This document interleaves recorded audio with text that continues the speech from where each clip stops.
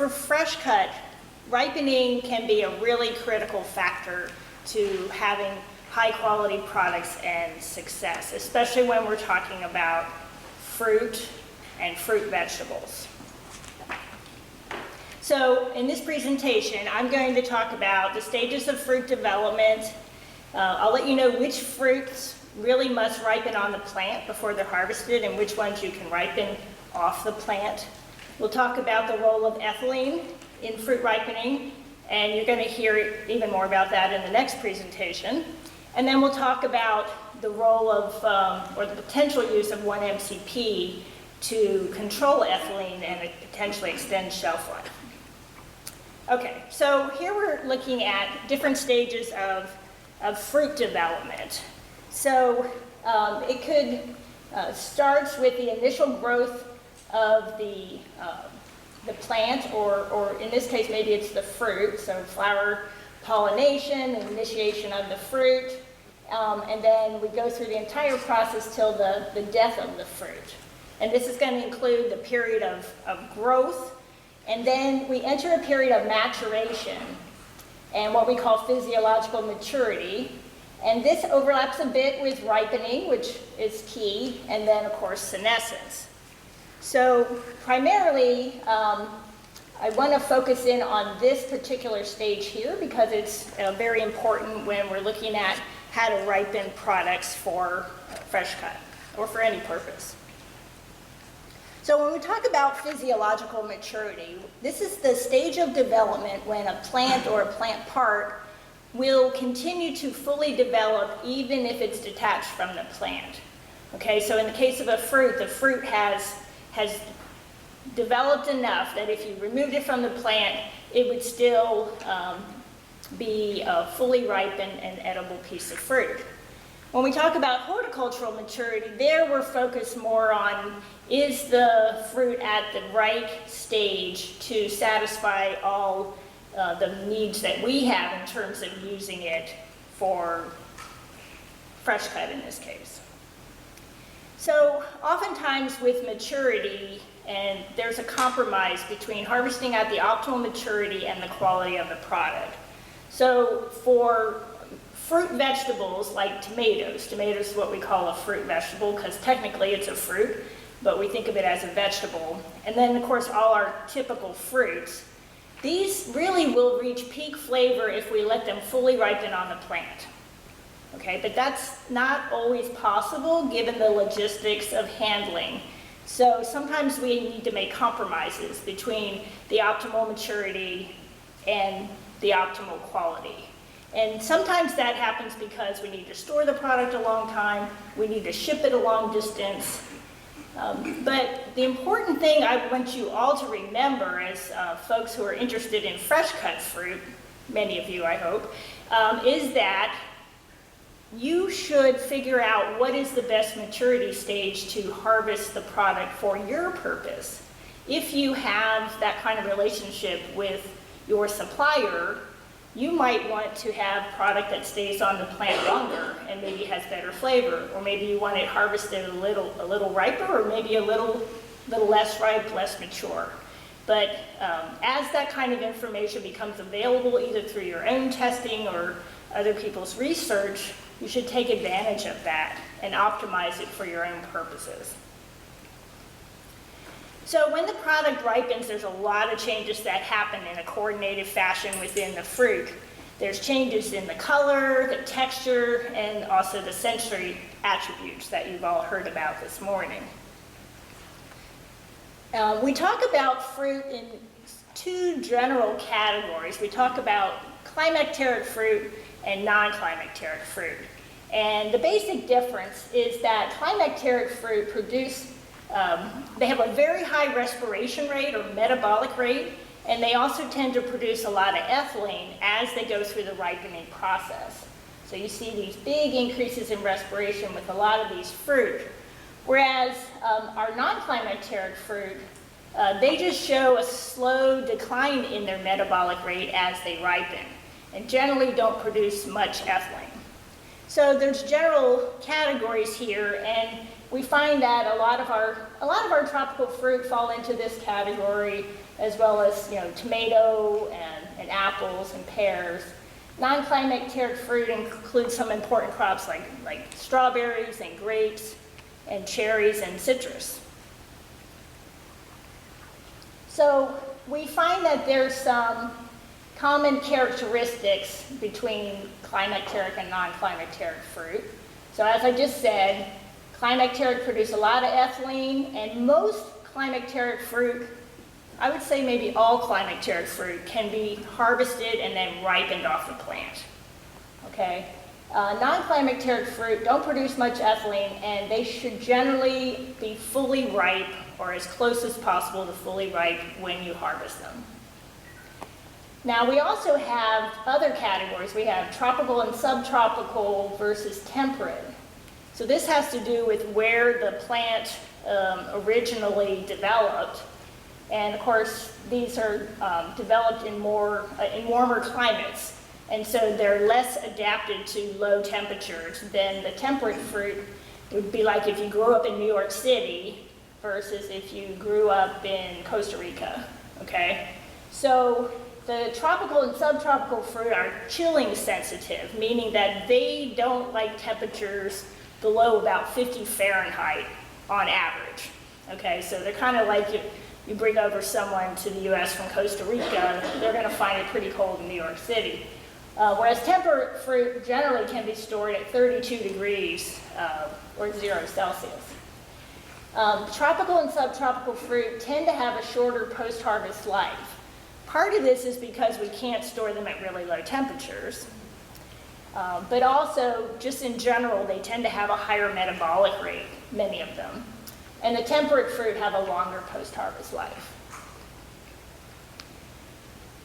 So if we look at some of the fruit that are not capable of continuing to ripen once removed from the plant, you'll see it includes a lot of non-climacteric fruit, although there are a couple climacteric in there that we also recommend full ripening on the plant for best eating quality.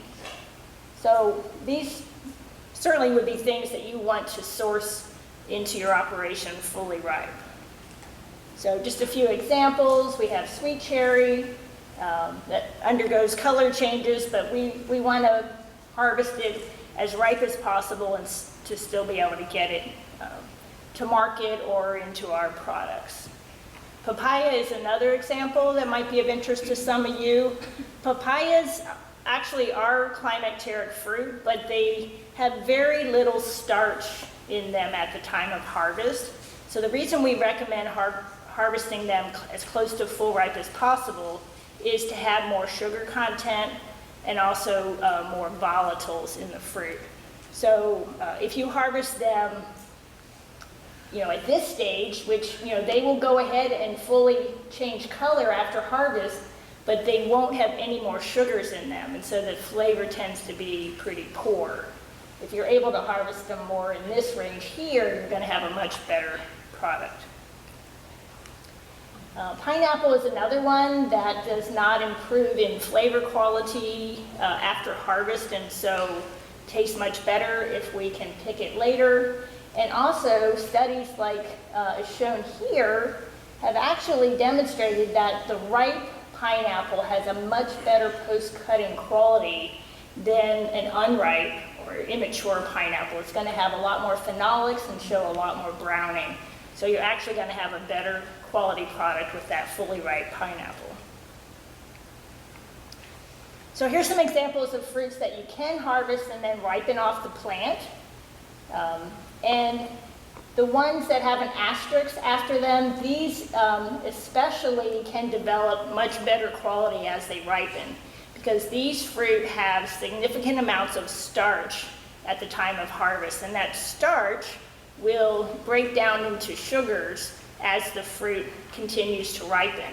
And so you'll see a much higher soluble solids or bricks content once the fruit is fully ripe.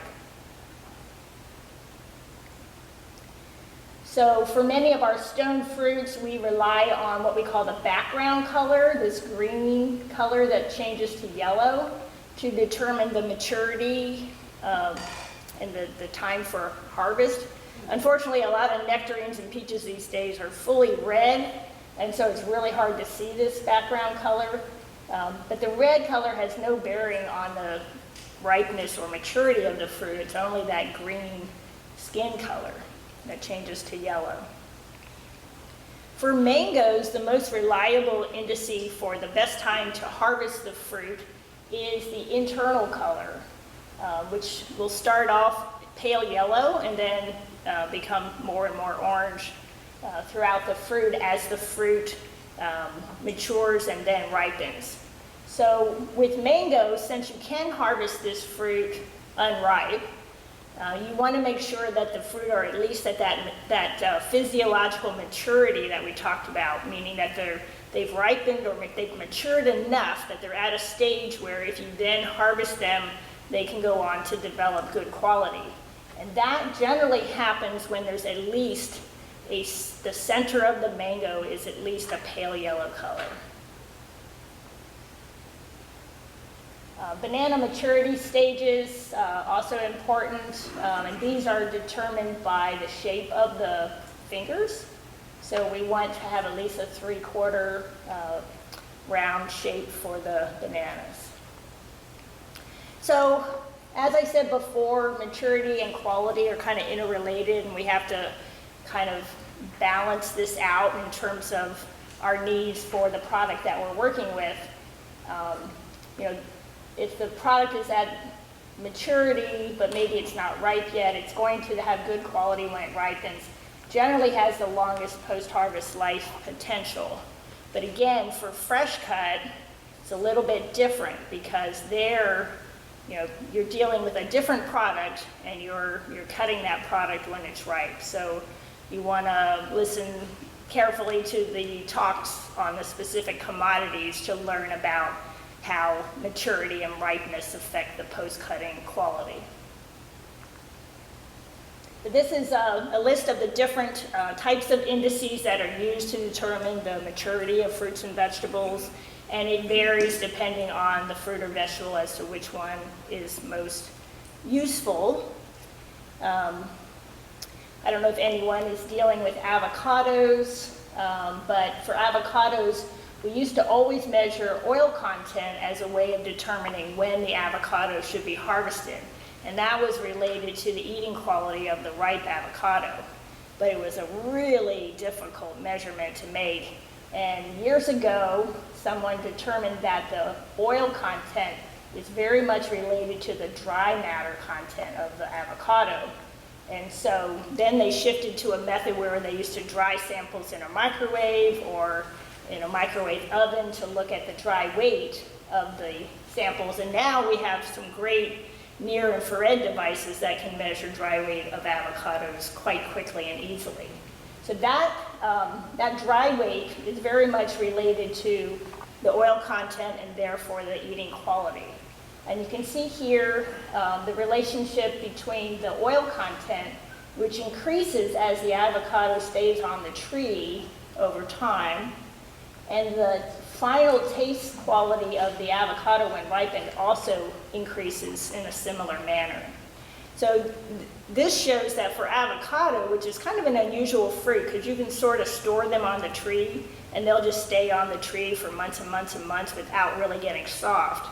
So the longer they're on the tree, the more oil they have, and therefore the better the final quality of the avocado.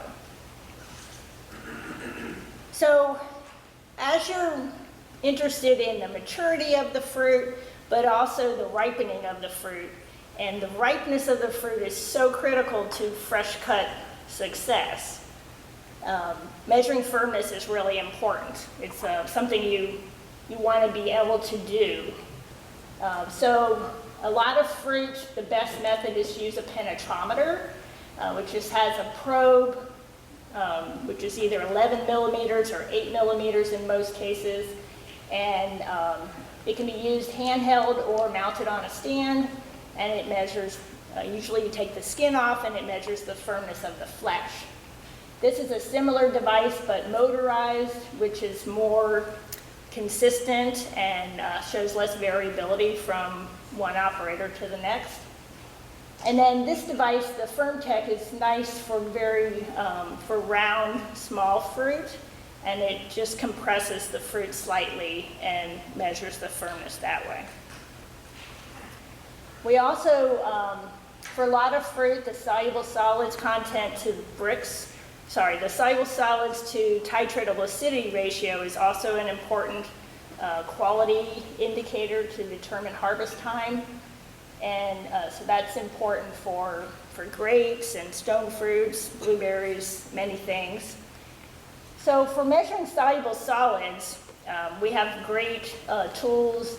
The easiest is a digital refractometer to measure soluble solids, or bricks, as many of you call it. They do have devices like this to measure titratable acidity. This is one here by G1, but Otago also has one. The jury's still out on those in terms of how accurate they really are, to be honest. So the old standby is the titration method with an indicator to tell you the titratable acidity. So the next couple of slides are showing the minimum maturity indices that the state of California uses for different commodities. And the key thing here is that these are minimum maturity. So it's going to give you maybe just barely acceptable eating quality for consumers. Okay, so probably at least half of the consumers will still be disappointed with the quality if you harvest at this stage. So you really want to try to go beyond this if you can. So many of these you'll see are based on soluble solids content. Some are based on external color. For apples, we use starch pattern, which is related to the starch degradation. Firmness is used for many fruit. For pomegranate, it's based on titratable acidity of the juice as well as the color. So there are a couple of slides that list different fruit, and you're going to have access to the PowerPoint from the website, so you have this as a reference to refer to when you're trying to think about when to source fruit or how to put together specifications for the fruit that you're going to be buying. For kiwi fruit, I just want to point out, so this is a 6.5% soluble solids. That's before ripening. That's at harvest. So you have to remember these are harvest indices. And so kiwi is a fruit that we definitely ripen after harvest. So that's why this number is so low. We'll talk more about that in the talk tomorrow on kiwis. So, and then there's a couple of slides here also with some proposed minimum soluble solids content and maximum titratable acidity that would give acceptable flavor quality. So again, these are minimums, but these couple of slides were put together by a former colleague of ours, Adam Cater, based on his own research and also looking through the literature. So it just gives you an idea of what kind of targets you might want to shoot for. So there's a couple of slides in there, and you can peruse those when you have time. Okay, so let's talk a little bit about ethylene. So ethylene is naturally produced by plants, and we often call it a growth regulator or a hormone. It works at very low concentrations, and it stimulates ripening of fruit, which is why we're talking about it now. And it also has effects on vegetables, green vegetables, which generally are not very pleasant, like yellowing, and they speed up the death or the senescence of the plants. But for fruit, it can be a useful thing if you want the product to ripen. Of course, if you're trying to keep it from softening further, then ethylene is something you want to control and manage. So first we'll talk about ripening fruit. So in this case, we could ripen the fruit at a destination market or perhaps at your fresh cut facility. And we can do that with either a very sophisticated ripening room or just a room that's at warm temperatures and possibly capable of adding ethylene. Temperatures are usually in the range of 59 to 77 Fahrenheit. We want the humidity high to prevent water loss at those high temperatures. Good air circulation to keep the temperature uniform primarily is the most important reason for circulating the air, but we also want to mix the ethylene around, but it generally mixes pretty easily. We want to have a little bit of ventilation at least every 24 hours to keep carbon dioxide from building up. And usually 100 parts per million is usually plenty of ethylene. You can use less if you have a well-controlled room, but it won't hurt to add a little bit more. It doesn't really it doesn't make things go faster.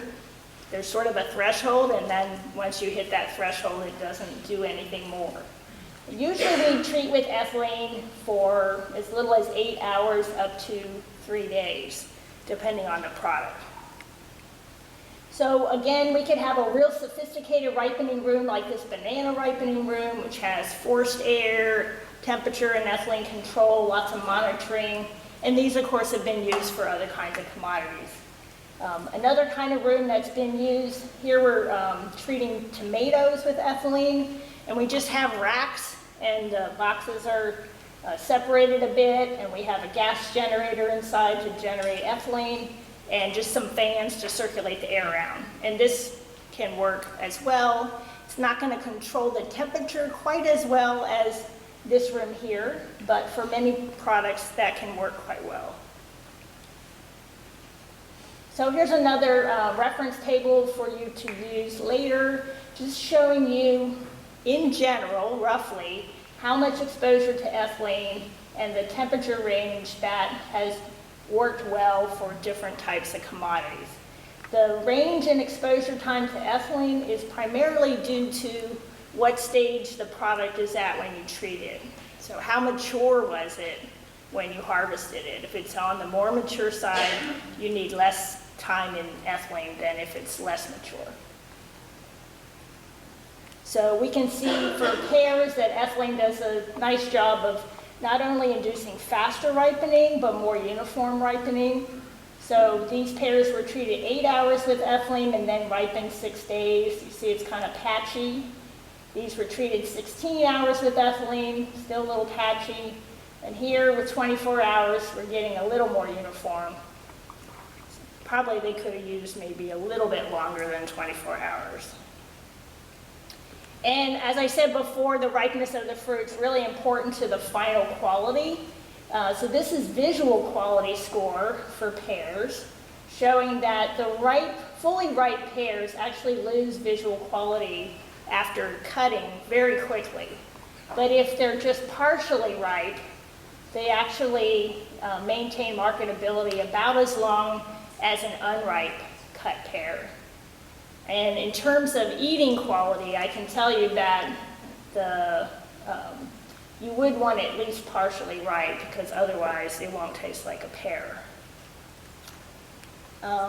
For kiwi fruit, you can see here, after ethylene treatment, you can control the loss of firmness based on the temperature. So if you're trying to ripen product for fresh cut and you have a certain firmness target you're aiming for, you can adjust the speed of softening by adjusting the temperatures.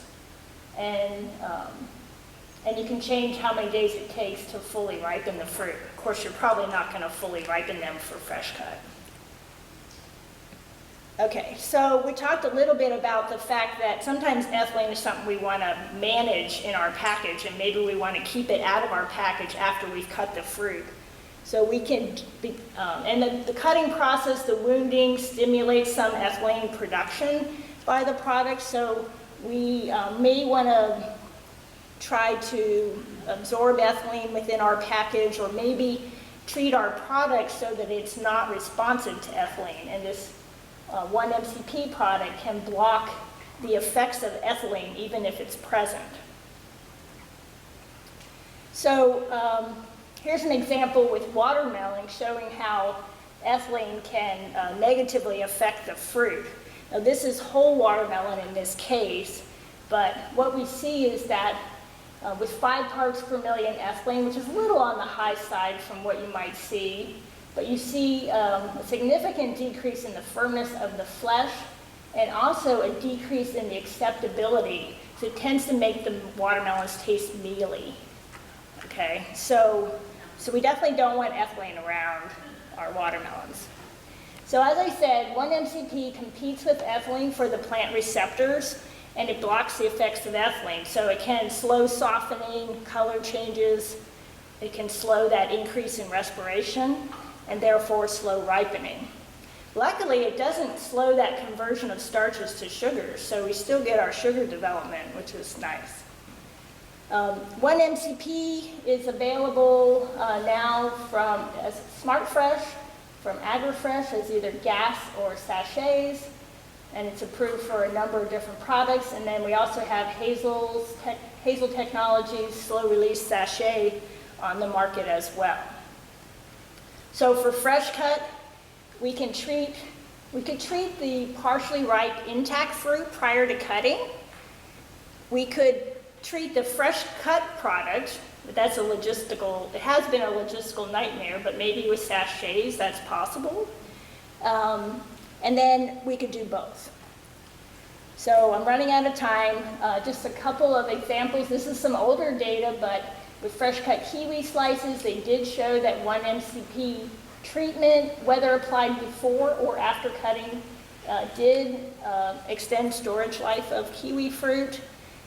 For mangoes, 1-MCP works best if you can apply it at origin before any hot water treatment, if they're using that where you're sourcing your fruit.